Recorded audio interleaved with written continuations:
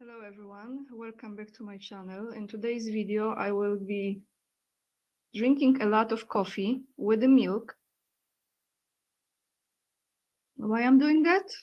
Well, first and foremost, I love coffee and it's one of those things that really is one of my pleasures in life. And when you go to a restaurant, very often you finish your meal with a shot of espresso or double espresso, maybe some steamed milk on the side. Some people use sugar, some people use milk and sugar. However, I'm sure in my audience that I absolutely adore, there is definitely higher percentage of people that like to drink coffee that way. You can even put in the comments down below, what is your favorite kind of coffee? Why I'm starting this video with this is because, are you ready everyone?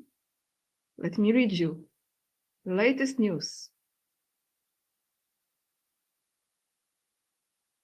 European Union. Poles love such a coffee. Now the European Union will introduce a ban on. So let me read you this and I will explain what is this about. On 11th February 2025, the new EU regulations on packaging and packaging products came into force. They will come into force in August 2026, so just next year, introducing, for example, a ban on single-use milk and sugar packaging in hotels and restaurants. Not only coffee lovers can be dissatisfied. So let's go into details. That means that all hotels and cafes in the EU will be banned from serving sugar and milk with coffee in single-use packaging. These changes are part of much broader legislation that aims to reduce the use of plastic. Other products affected by the ban are, for example, disposable packages of butter, jams, and sauces.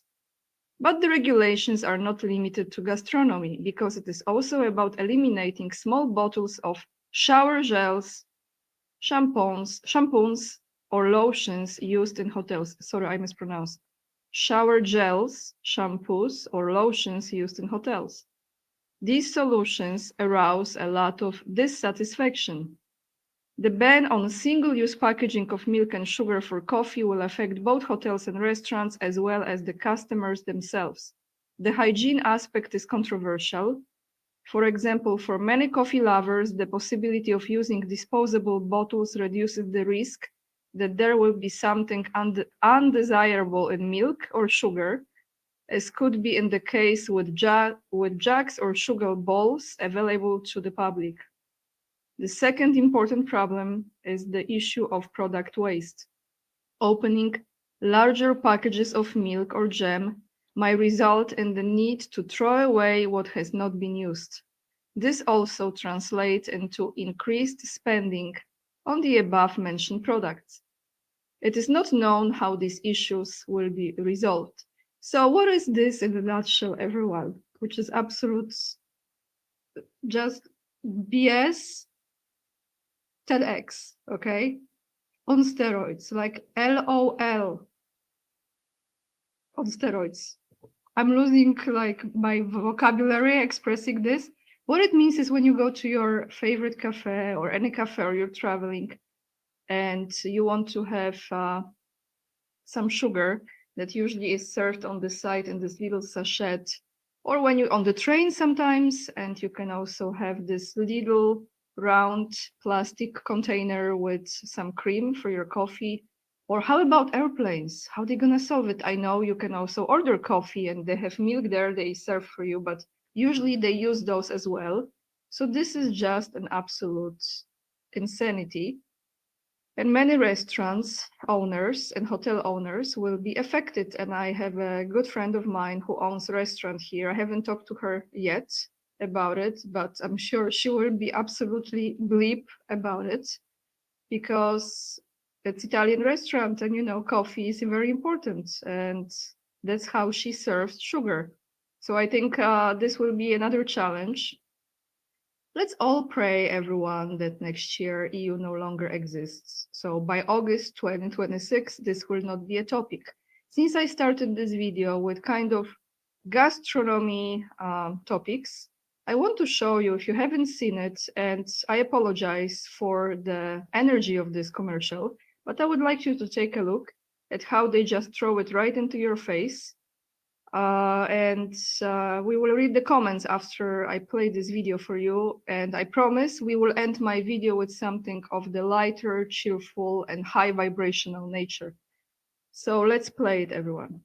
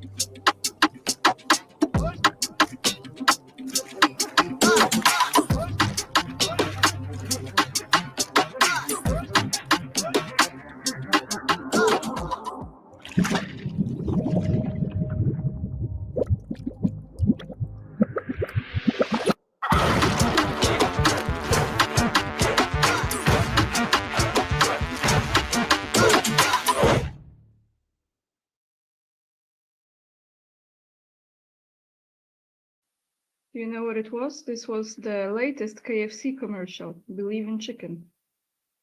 So I haven't read you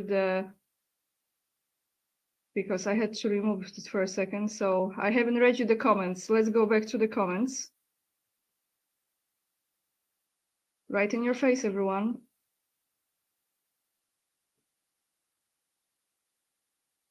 Let me just scroll down.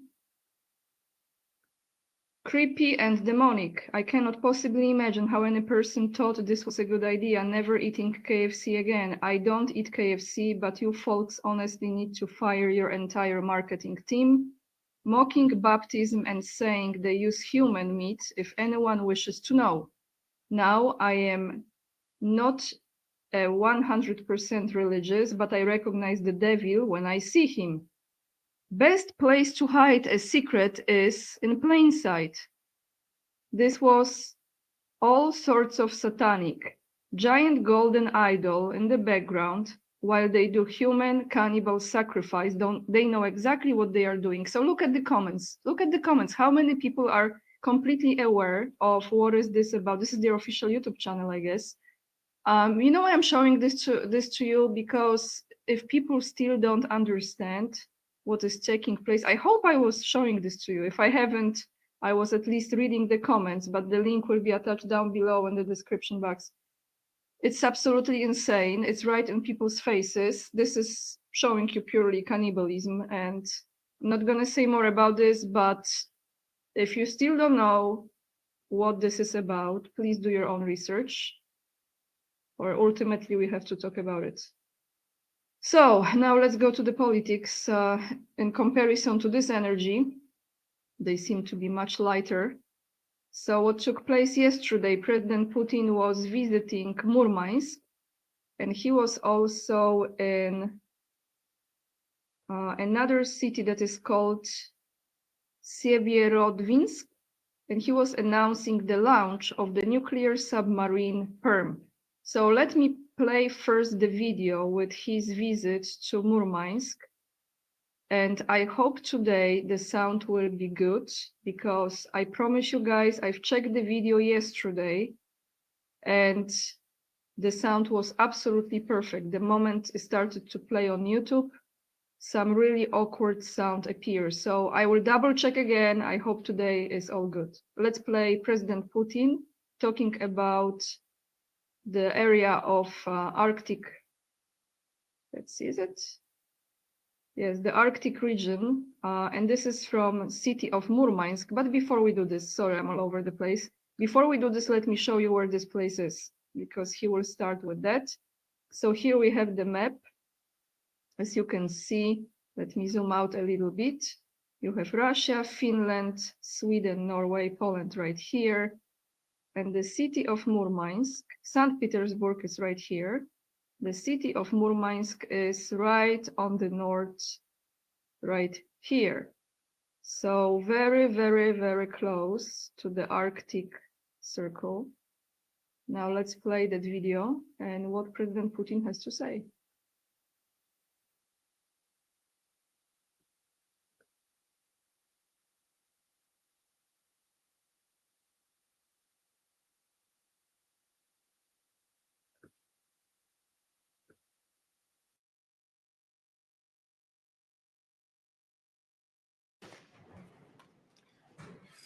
Dear colleagues, good afternoon.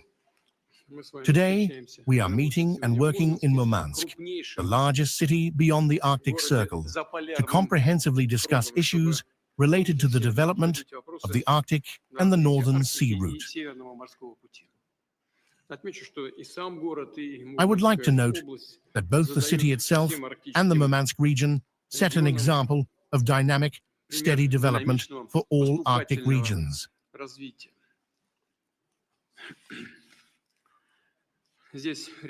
Large-scale, in many ways unique, industrial and logistical projects are being implemented here, such as the Large Tonnage Marine Structures Construction Center in Belokamenka, the development and modernization of the Murmansk Transport Hub, including the opening of new terminals and the expansion of railway access routes.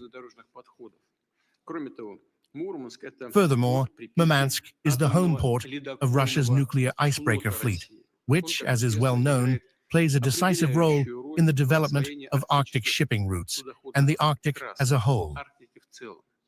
And finally, the Kola Peninsula is home to our most powerful northern fleet, which ensures the security of Russia's Arctic borders. Today, I met with some colleagues who shared their insights, and just yesterday, I discussed this matter with the leadership of the Ministry of Defense. The Chief of the General Staff also reported on how the sailors are fighting. Once again, I would like to express my gratitude to all for their service and the courage demonstrated by the Northern Fleet personnel during the special military operation. I repeat, here in the Arctic, this strategic and significant region for us, we face large-scale and systemic challenges. We must strengthen transport and logistics infrastructure, expand economic and business opportunities, while ensuring the mandatory protection of the Arctic's sensitive ecosystems. It is necessary to consistently improve the urban environment, enhance the settlements of the far north, and generally raise the quality of life for people so that they have interesting, well-paid jobs, modern education, and healthcare systems, and so that living in the Arctic becomes truly comfortable and attractive. It is obvious that all these tasks require a comprehensive approach, clear plans calculated for the long term, and a combination of efforts from federal ministries, regional teams, business and scientific communities, and public organizations. This work is being carried out within the government, as well as within the framework of the Maritime Board. I know that on the eve of our meeting, events were also held by the specially created commission of the State Council. It is called the Northern Sea Route and the Arctic, and it is headed by the governor of the Murmansk region, Andrei Vladimirovich Chibis. In all these formats, ideas for the strategic development of the Arctic are being discussed and proposals are being prepared, which we will review today.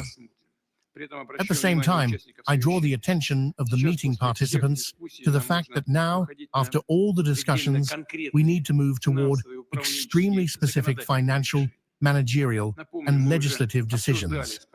Let me remind you, we have already discussed with the government the need to define in detail the development model for the Northern Sea Route to provide its cargo flows with the necessary infrastructure and fleet. We agreed to work through all the organizational aspects. Unfortunately, decisions on this matter have still not been made, and the model has not been developed. I am drawing my colleagues' attention to this. Of course, it is important to take into account today's objective problems, difficulties, and constraints.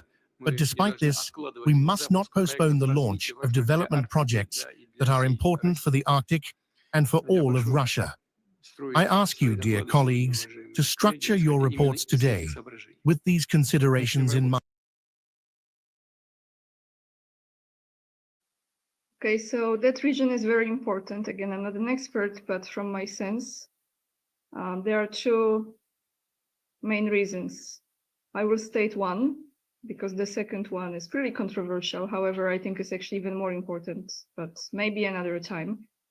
Ultimately, I think what's going to take place that US will take over Greenland, protecting that region, and you will see the collaboration between Russia and United States going on that northern road that is part of that area. So one of those things, mainly security, but there is also a reason for the transportation road that will be used. I might be wrong, but I don't think I am that off in this particular region as far as what's going to take place. Now, let's go to another moment with President Putin, and that is when he was presenting yesterday, speaking at the launch of the nuclear submarine Perm. Very quick video. Let me play this for you. Let me mute myself.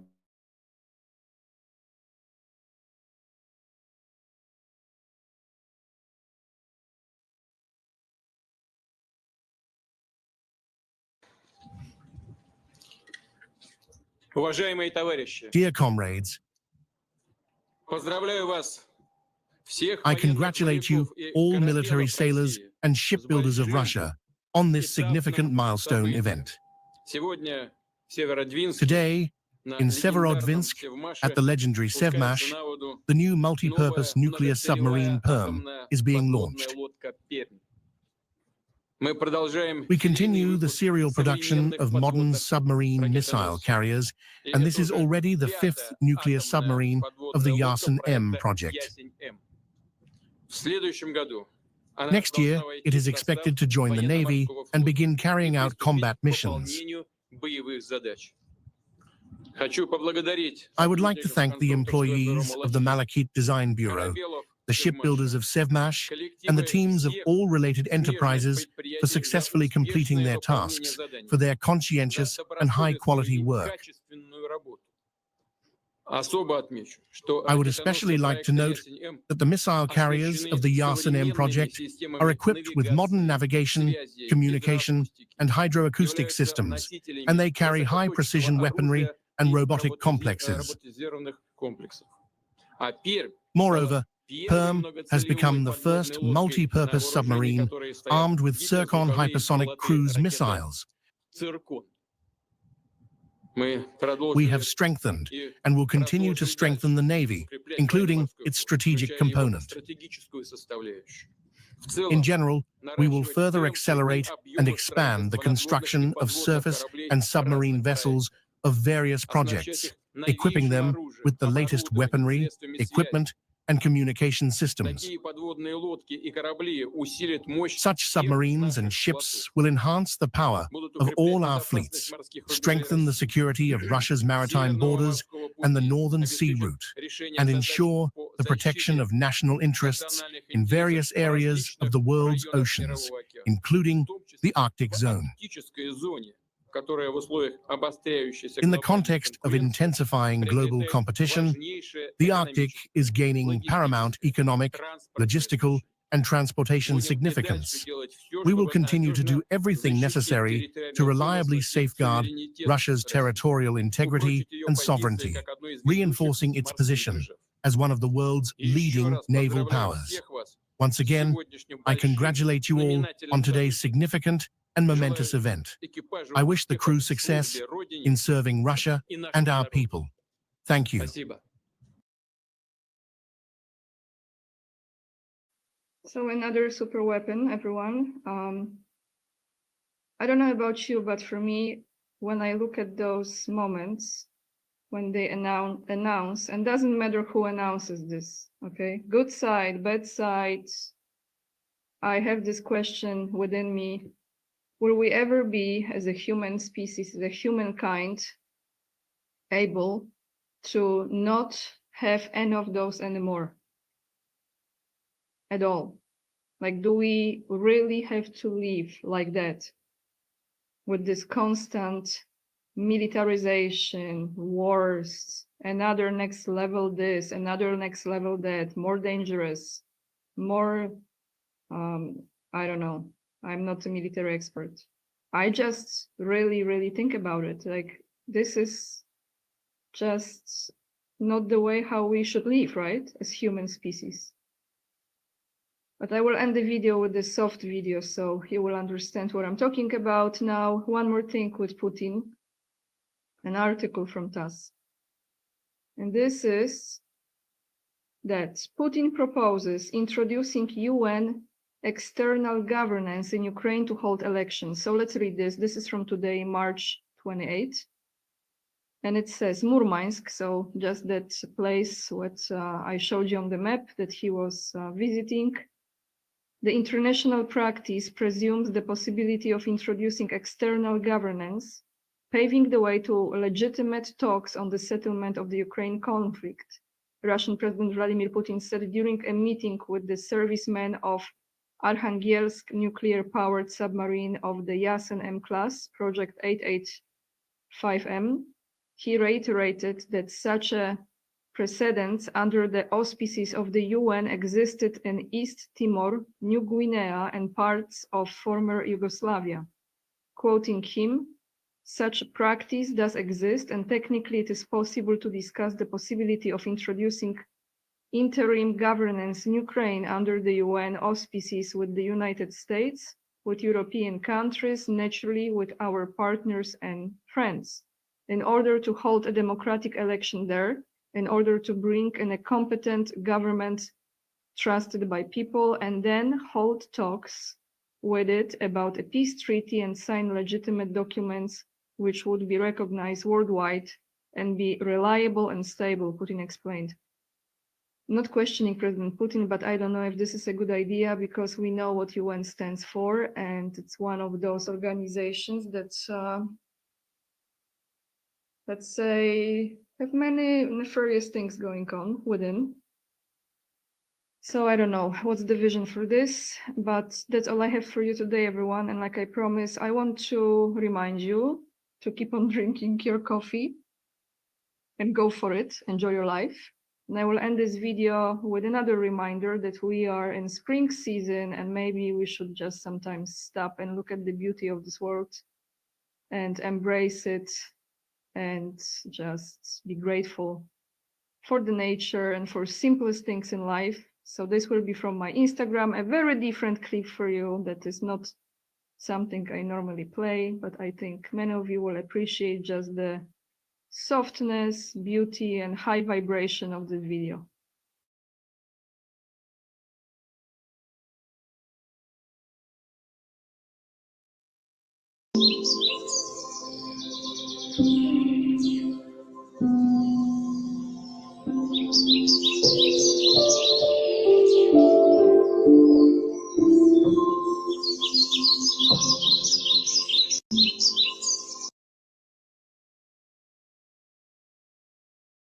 Yes, hello Spring. Thank you so much for watching, everyone. I appreciate you being here with me. If this video brought you any value, hit the thumbs up, subscribe to my channel, and leave the comments down below, well, especially about your coffee or tea, or I don't know what else you're drinking with milk. Yeah, a lot of British people do, right?